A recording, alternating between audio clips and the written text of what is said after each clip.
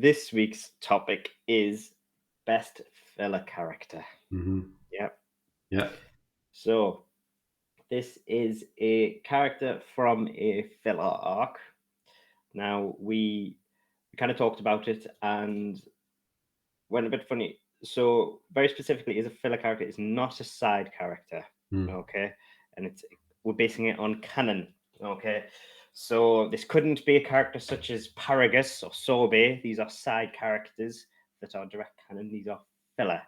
All right, so they are things that do not directly affect story. All right, they are just filling in the gaps. Yep. Yeah.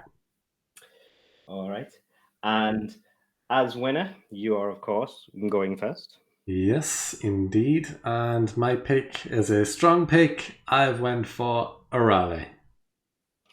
And yeah, she is extremely strong. She's had her own TV show. She was Toriyama's original project before Dragon Ball. So yeah, she's a well-established character in her own show. But for Dragon Ball, she is a full filler character who only appears every so often. She appeared in original Dragon Ball for like 2 or 3 episodes, and she appeared in Super as well for like. She appeared in 2 separate episodes, but one of them was Goku just going for an instant transmission, and he ends up right next to her, and then he transitions away again to King Kai's planet, and then she appears again for that filler episode where she takes on Goku and Vegeta in a fight. Absolutely battle them. Yeah, exactly. She is the best filler character. She's funny. Every episode that she's in, whether or not you like her as a character, there is a lot of funny moments when she's around from the other characters as well. Especially the fight between Vegeta and Arale is just great. A lot of comedic stuff happens throughout that. But she's very meta, isn't she? She is. She is a gag character, as Vegeta explains her as. And she is probably the strongest person in Dragon Ball. She is a character who is canon because she appears. But yeah, she is the strongest person. And Toriyama even admitted that if Goku and Arale were to have a fight, Arale would win. So yeah, Arale is stronger than Goku, confirmed by Toriyama. But I guess a bit of backstory into who she is exactly. She is an android. She is classed as the perfect android. The only problem she has is that she's nearsighted, and that's why she wears glasses. So apart from that, everything about her, her strength, her speed, is unmatched.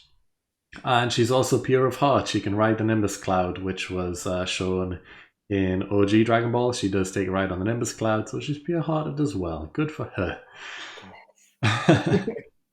But yeah, she takes on Vegeta in Super Saiyan God Blue with ease. And she has a beam struggle with Goku when he's going doing the Kamehameha to her, and she's doing her move back to him.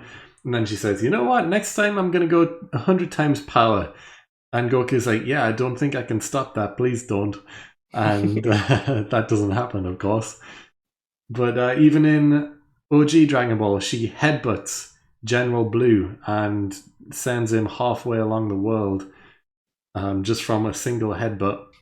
And, you know, the same thing happens with Vegeta, where she's just kind of throwing him around as well.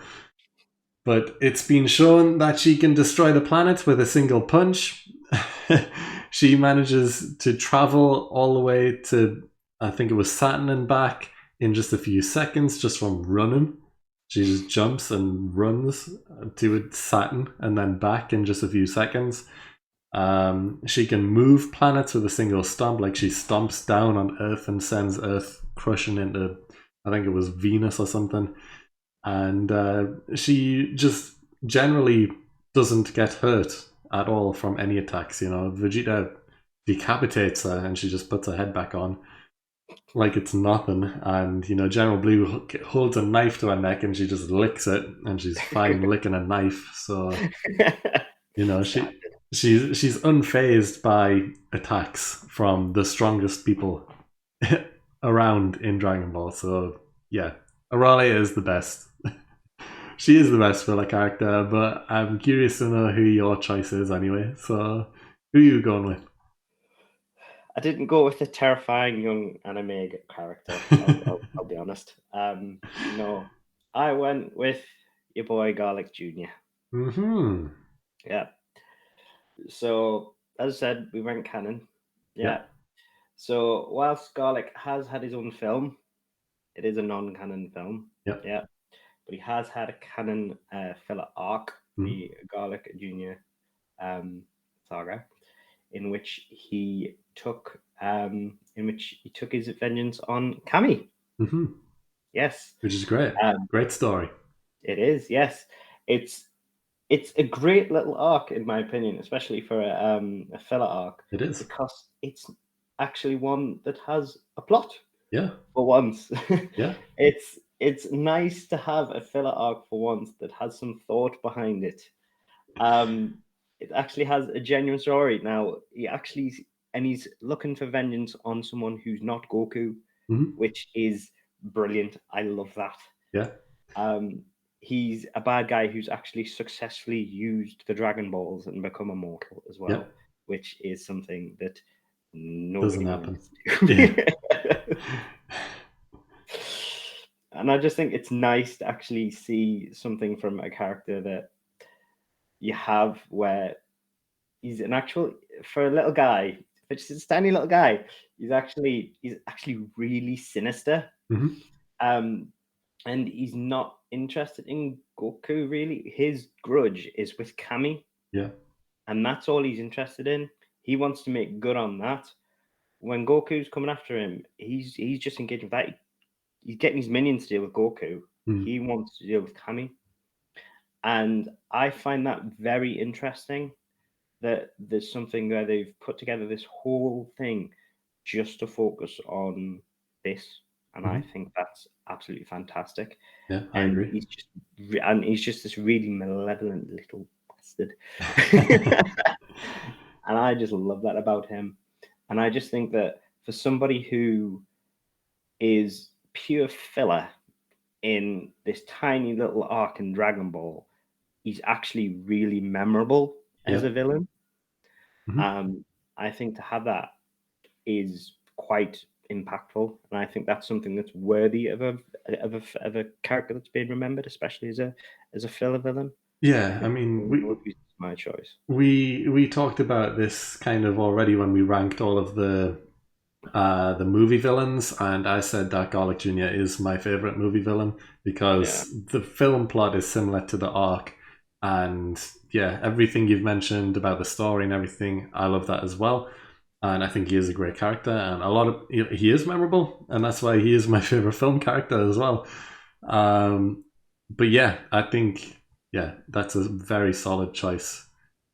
yeah. I think It's because the thing is he's so arrogant as well that Hmm. he takes that typical villain. Is like he's immortal but he typically takes the typical Dragon Ball immortality as invincibility, Hmm. and that's what he lets him screw himself with, Yeah. like opening the dead zone. Hmm. Like he's got those interesting moves as well, like the dead zone. Like that's a really interesting little move. Yeah.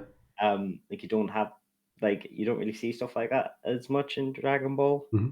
anymore. It's like that's kind of old Dragon Ball. Yeah. So it's nice to have stuff like that. I like stuff like that. That's quite interesting. Me I too. mean, it's a very silly move when you're immortal to open something like the dead zone, but it's still an interesting move. Yeah, it was his own downfall. Yeah. Interesting transformation as well to go from this tiny little like Stewie Griffin looking thing to this huge hench looking beast that could basically batter. To be Hmm. honest, if he just stayed huge, he probably could have battered Goku and everybody to pieces just as is. He probably should have just stayed like that and just battered them to bits. Yeah, But because it doesn't matter how much he gets beat up, he is immortal at the end of the day, so he can just keep going back for more. yeah. So yeah, he didn't need to open the dead zone. He really didn't. It was his own downfall from doing that.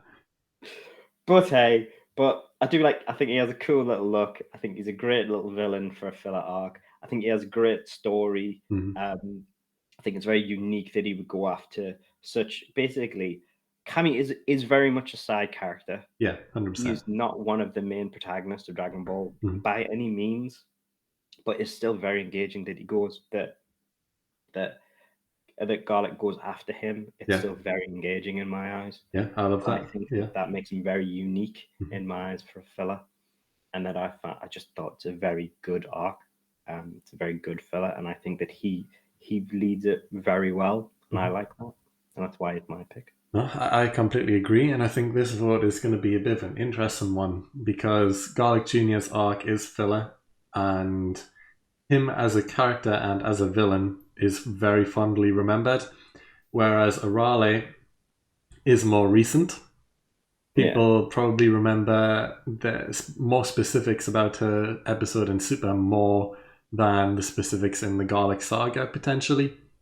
And she's also a funny character. You know, she's not a villain in any way, shape, or form. yeah. So it could be close because, yeah, they're two complete opposites. I And think it's yeah. I think it's people who have do they prefer their filler silly or do they prefer their little like yeah their little villains yeah, basically. Yeah, yeah, I think that's how you're gonna look at it. Yeah. completely. Um, Because I do like the funny episodes with Orale and stuff. I think she's great. And as a single one off episode, yeah, perfect. Get her in there, do some funny stuff. Cool, love it. But I feel like arc, like the Garlic Jr. arc, love that as well. So because to yeah, me, both yeah, close. yeah, because to me, the Garlic Junior saga. Well, if you, I suppose you technically is a saga. Hmm. You've got the copy Vegeta saga from Super, which is to me a joke. Yeah, I didn't really like that either. It's ridiculous. And you compare that to the Garlic Junior saga. Hmm. Those two things are not the same. They are Not at all. different. Yeah, Yeah. Like completely. that Garlic Junior saga is how you do a filler saga. Hmm. Yeah. Yeah, it's a classic. Yeah, Whereas, so I think these are the sort of things that you love and you look back on fondly. And I hmm, think that's where the vote is going to change. People look back on that and they see it very fondly, or they look back on when they see a fella like the Arale one and they just want a breather. yeah, So that's what I think that's what will decide the vote. Yeah, do they want just this cool little filler arc that's just like satisfying, or do they just want a breather? And I think yeah. that's what will decide it. Exactly. Like I guess in OG Dragon Ball, if people are voting based on the OG stuff, she was around for a full arc. I guess during the Red Ribbon saga, where she helped Goku find the Red Ribbon Army along with Android 8 as well. Aurelia and Android 8 kind of formed a bit of a duo during that arc. Um, both great characters, and I wish Android 8 returned as well, but sadly he's never been seen since. He's not dead or anything, he's just not around anymore. But yeah, she was around for a full arc as well, similar to Garlic Jr., just, you know, she played a side character during that as well. But she has a funny moments throughout. She's more of a comedy character than a serious character. So yeah, like I said, it'll be interesting how this vote goes. But those are the two choices for the Hall of Fame this week anyway. If you want to vote, go check our social medias down below and go vote in the polls, and we will see next week who enters our illustrious Hall of Fame. But for now, let's move on to the hot take. Let's go.